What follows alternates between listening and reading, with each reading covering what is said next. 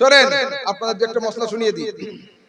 সামনে আসছে রমজান, তো বন্যার পানি যদি বাঁধ ভেঙে ঢোকা আরম্ভ করে, আর সেই সময় যদি ডালি ডালি মাটি ফেলা হয়, বাঁধ কিন্তু রক্ষা করা যাবে না। পানি আসার আগে দেখতে হবে যে বাঁধ ঠিক আছে কি না আছে। আমরা কি করি, চাঁদ রাতে গিয়ে চাঁদের মশলা শোনাই। চাঁদ রাতে গিয়ে মৌলবীকে ফোন করলে তখন আমরা কিন্তু মশলাগুলো বলি, সেই জন্য আমাদের লোক দাঁড়ায়। সৌদি আরবে হুজুর ঈদ হয়ে গেল, আমাদের ঈদ হবে না কেন? শোনেন, সৌদির নাম শরীয়ত নয়। দুনিয়ার কোন কিতাবের নাম আছে সৌদি? সিয়াসতের মধ্যে কোন কিতাবের নাম সৌদি? কোন তাফসীরের নাম সৌদি? সৌদি একটা দেশ হলো। সৌদির কালচার ফলো করা আমাদের জন্য জরুরি নয়। সৌদি আরবের পরের দিন ঈদ করতে হবে, দুনিয়ার কোন হাদিসে লেখা নেই। আসুন, আমাদের কাছে হচ্ছে কোরআন আর হাদিস। হলো সূরা বাকারার 189 নম্বর আয়াতে আছে, ইয়াসআলুনাকা আনিল আহিল্লাহ কুল হিয়া মাওয়াকিতুল লিন-নাস। নবী তোমাকে জিজ্ঞাসা করবে দুনিয়াবাসী লোক এই নতুন চাঁদ সম্পর্কে। নবী তুমি জানিয়ে দাও, আল্লাহ পাক নতুন চাঁদ উদয় এই জন্য করেন সময় যাতে নির্ধারণ করতে তোমাদের সুবিধা হয়। কোরআন। এবার আসুন, বুখারী, মুসলিম, মুসনাদ আহমদ। তোমরা ইউটিউবার? হ্যাঁ, আগামী কালকের এই মশলাটুকু চাঁদের মশলা ভালো করে হাইলাইট করে ছাড়বে, সমাজ যেন পরিবর্তন হয়। বুখারী, মুসলিম, মুসনাদ আহমদের হাদিস। রাসূল বলছেন, সুমু লিরুয়াতিহি ওয়াফতিরু লিরুয়াতিহি। চাঁদ দেখে রোজা ধরো, চাঁদ দেখে রোজা ছাড়ো। হলো, বুঝলেন? চাঁদ দেখে রোজা ধরতে হবে, চাঁদ দেখে রোজা ছাড়তে হবে। এখন মাথায় প্রশ্ন তো আসতে পারে, 29 রাতে মেঘ হলো, 29টা রোজায় মেঘ হলো, আর 3 দিন ঝড় বৃষ্টি চললো, চাঁদ কি দেখা যাবে? আর তাহলে যদি 3 দিন চাঁদ দেখা না যায় তাহলে কি করব? 34 রোজা করব? যদি বা 2 মাস চাঁদ দেখা না যায় তাহলে কি 90টা রোজা করব? প্রশ্ন আসতেই পারে মাথায়। আজকাল লোক শিক্ষিত হয়েছে না, এডুকেটেড। মৌলবী শব্দ শুনলেই ওদের কিন্তু শুরু হয়ে যায় যে ভাই কিছুই জানে না, চট্টর প্রশ্ন করে দিবে। মাওলানা সাহেব তুমি যে বললে চাঁদ থেকে রোজা ধরো, চাঁদ থেকে ছাড়ো, যদি ঈদের রাতে চাঁদ দেখা না যায় 1 মাস, তাহলে কি 1 মাস রোজা করতে হবে?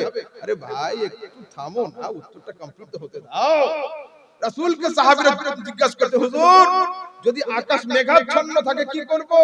হাদিসে আসছে, ফাইন গুম্মা আলাইকুম ফাআদু 30। অন্য হাদিসে আছে ফাআকমিলু ইদ্দাতা 30। যদি আকাশ মেঘাচ্ছন্ন থাকে তাহলে 30টা রোজা পূর্ণ করে নাও। 29 এ চাঁদ দেখার চেষ্টা করো, না দেখতে পেলে কি করবে? 35টা রোজা করার দরকার নেই, 32টা করার দরকার নেই, 31টা করার দরকার নেই, 30 পূর্ণ করে দিবে। আকাশের দিকে না তাকিয়ে চুপচাপ গিয়ে ঈদের নামাজ শুরু করে দিবে। হলো? আচ্ছা, মাসের ডেফিনিশন দি হাদিস থেকে। মাস কাকে বলে?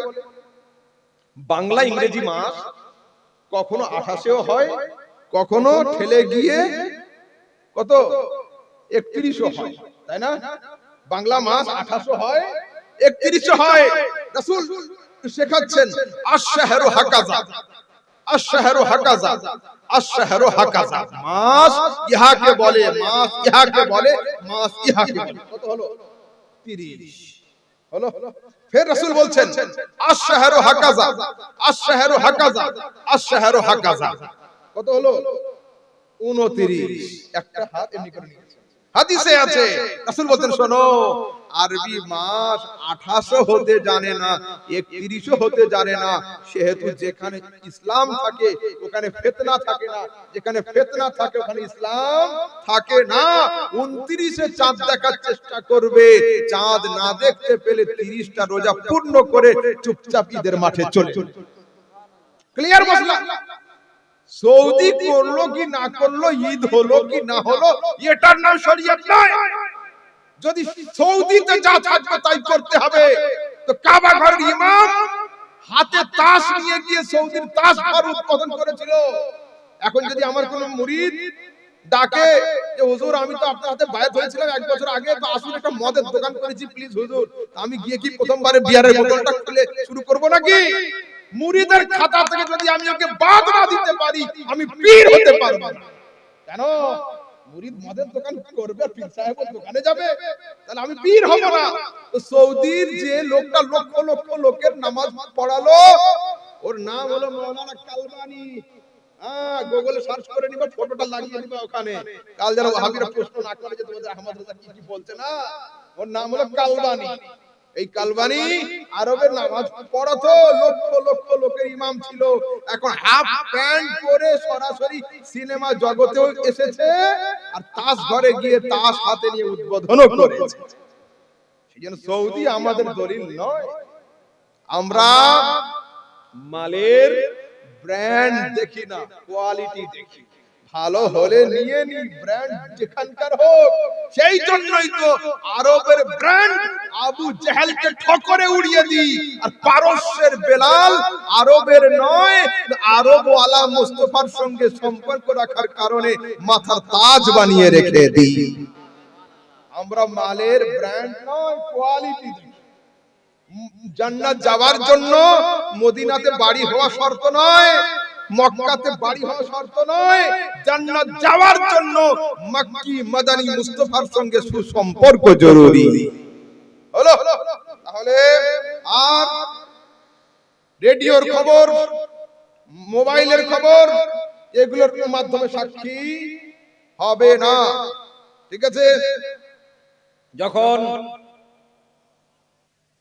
ইন্দ্রাকে হত্যা করেছিল, হ্যাঁ, ইন্দ্রা কে মেরেছিল?